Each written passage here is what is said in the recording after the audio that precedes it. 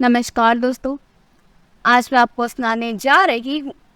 जब बहू बेटे ने पिता के मरने के बाद अपनी माँ को नौकरानी बनाकर घर में रखा तो माँ ने किया कुछ ऐसा कि राजीव उठो ना, देखो तो मम्मी जी कहाँ रह गई। 9 बजने वाले हैं, अभी तक नहीं आई हैं। वैसे तो रोज 8 बजे तक आ जाती थी, पर इधर 2-3 दिन से रोज आधा घंटा देर से आती है। पर आज तो 1 घंटा हो गया, अभी तक नहीं आई। आशा ने अपने पति राजीव से कहा, गई होंगी, अभी आ जाएंगी, तुम परेशान ना हो। राजीव ने कहा, अरे परेशान कैसे ना हो, अभी तक नाश्ता तैयार नहीं है और बाकी सारा काम भी वैसे ही पड़ा है और अभी काम वाली भी नहीं आई है। अब मैं काम देखूं या ऑफिस जाऊं? मेरे ऑफिस का भी टाइम हो रहा है और मेरा टिफिन और नाश्ता वगैरह कुछ भी तैयार नहीं है। हद है लापरवाही की भी। आशा गुस्से में बोली। राजीव बोला, तुम परेशान मत हो, लाओ मैं तुम्हारी मदद करता हूँ, वरना तुम ऑफिस को लेट हो जाओगी। आशा, मेरी मदद की छोड़ो, अपनी माँ की चिंता करो, पता नहीं कहाँ रह गई। मैं तो कहती हूँ आज ही उनसे बात करो। ये सब क्या है? कहाँ जाती है आजकल?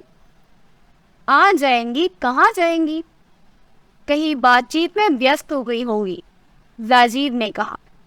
आशा बोली, क्या पता, आजकल तो किसी को कुछ कहा नहीं जा सकता। जवान की छोड़ो, बूढ़ों के भी रंग अलग हो गए हैं। राजीव गुस्से में बोला, मतलब क्या है? क्या कहना चाहती हो तुम? मैं कुछ नहीं कह रही, अपनी माँ से बात करो। इतनी देर आजकल कहाँ रहती हैं? कहते हुए आशा अपने काम में लगी। राजीव अपनी माँ और आशा अपनी सास कमला जी के बारे में बात कर रहे थे। कमला जी अपने पति की मृत्यु के बाद गांव से शहर अपने बेटे बहू के साथ रहने आ गई थी। गांव में अकेले कैसी रहोगी, कहकर उनका बेटा राजीव उन्हें अपने साथ शहर ले आया था। कमला जी ने कुछ तो आराम किया, फिर बहू ने धीरे धीरे घर के सारे काम की जिम्मेदारी उन पर ही डाल दी। राजीव उनका इकलौता बेटा और आशा उनकी बहू, दोनों की कंपनी में नौकरी थी और उनका 2.5 साल का पोता प्ले स्कूल जाता था। उसे छोड़ने और लाने की जिम्मेदारी भी अब कमला जी की ही कंधों पर आ गई थी। पहले तो घर के सभी कामों के लिए काम वाली आती थी और एक फुल टाइम मेड रखी हुई थी जो पोते आरे की भी देखभाल करती थी। पर आशा ने एक के बाद एक करके सबको काम से निकाल दिया और बहाना बना दिया कि ये सभी लोग सही से काम नहीं करती हैं, बस एक बर्तन और साफ सफाई वाली आती है। कमला जी ने अपना ही घर है, बेटा बहू है, पोता है, ये सोचकर पूरे घर की जिम्मेदारी अपने ऊपर ले रखी थी। लेकिन इतना सब करने के बाद भी उनकी घर में इज्जत ना थी। आशा तो कभी सीधे मुंह बात भी नहीं करती थी, उसे तो सिर्फ उनके काम से ही मतलब था। अपने बेटे राजीव के मुंह से प्यार के 2 बोल सुनने को भी तरसकर रह जाती थी। एक दिन आशा फोन पर किसी से हंसकर बात कर रही थी कि अरे अब तो बहुत आराम है, आरे की भी चिंता नहीं रहती, राजीव की माँ ने बहुत अच्छी से घर संभाल रखा है और इसलिए ही तो उनको गांव से यहाँ लेकर आए हैं कि उनको पैसा भेजना और ये काम वालों के पैसे दोनों बच रहे हैं और काम भी अच्छे से हो रहा है और आर्य की देखभाल भी, वो भी बिल्कुल फ्री में। फुल टाइम की मेड जो मिल गई है, वरना इन मेडों के तो नखरे रहते हैं। मैं तो तंग आ गई थी। तब हम लोगों ने ये रास्ता निकाला। कमला जी ने आशा की सारी बात सुन ली। आशा की बात सुनकर कमला जी चकित रह गई। उनको असहनीय दुख होने लगा। मन दुखी हो गया। वह सोचने लगी कि जिसे वह अपने बेटे बहू का घर समझ रही थी, उनके लिए उनका कोई महत्व नहीं था। उनकी स्थिति घर में सिर्फ एक फुल टाइम मेड की थी। बहू को क्या दोष दे? उनका खुद का बेटा भी उनका सम्मान नहीं करता था। कितने प्यार और उत्साह से वो इस घर को संभाल रही थी। पर आशा की बात सुनकर वे अत्यंत दुखी हो गई थी। वो चुपचाप बिना आशा को आभास कराए कि वे उसकी बात सुन चुकी हैं, अपने काम में लग गई। कमला जी के पति सुरेंद्र जी एक किसान थे। दूसरों की जमीन पर खेती का काम करती थी। उसी से उनका घर चलता था। खुद की कोई जमीन जायदाद भी नहीं थी। 2 कमरों का छोटा सा अपना मकान ही था। राजीव उनकी इकलौती संतान शादी के 12 सालों बाद काफी मन्नतों के बाद हुआ था। वे दोनों राजीव की परवरिश में कोई कमी नहीं चाहते थे। अपना पेट काट कर भी उसकी सारी इच्छाएं पूरी करते थे। वे दोनों चाहते थे कि उनका बेटा पढ़ लिख जाए और बहुत बड़ा आदमी बन जाए, और राजीव भी उनकी उम्मीदों पर खरा उतरा। गांव के स्कूलों में हमेशा पढ़ाई में प्रथम आता था। स्कूल की पढ़ाई के बाद शहर आ गया। कॉलेज में दाखिला लिया। पढ़ाई में अव्वल रहने के कारण उसे स्कॉलरशिप मिलती थी। कॉलेज के बाद इंजीनियरिंग की और एक कंपनी में बतौर इंजीनियर सेलेक्ट हो गया। राजीव ने फ़ोन कर उन्हें नौकरी के बारे में बताया, जिसे सुनकर वे दोनों बहुत खुश हुए थे। एक दिन कमला जी ने राजीव से कहा, बेटा अब तो कुछ दिन के लिए घर आ जा। कितने दिन हो गए हैं तुम्हें देखे हुए। राजीव ने कहा, क्या माँ, अभी तो नौकरी मिली है, अभी से छुट्टी नहीं मिलेगी। 6 महीने बाद देखता हूँ, छुट्टी मिलते ही घर आऊँगा।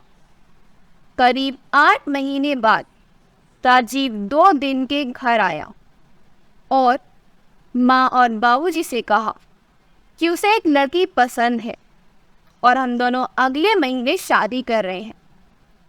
शादी के बाद सुनकर दोनों पति पत्नी चकित रह गए थे। अपने इकलौते बेटे की शादी को लेकर उन दोनों की बहुत सारे अरमान थे। आज राजीव के बाद से वो सभी धरे के धरे रह गए थे। पर राजीव की खुशी के लिए वे दोनों मान गए। न मानने का प्रश्न ही नहीं था, क्योंकि राजीव ने अपना फैसला सुना दिया था। अरे बेटा, इतनी जल्दी शादी का इंतजाम कैसे होगा? कमला जी ने राजीव से पूछा। माँ, तुम्हें इंतजाम को लेकर परेशान होने की कोई ज़रूरत नहीं है। शादी शहर में है। आशा के पिताजी शादी का सारा इंतजाम कर रहे हैं। अगले महीने आप दोनों को बहू को आशीर्वाद देने चलना है, राजीव ने कहा। फिर अगले महीने शहर जाकर विवाह संपन्न कराकर दोनों गांव लौट आए थे। उसके बाद शहर जाना नहीं हुआ। वे दोनों पति पत्नी अकेले ही रहते थे। राजीव हर महीने कुछ पैसे भेज देता था, पर बहू बेटा दोनों कभी भी गांव नहीं आते थे।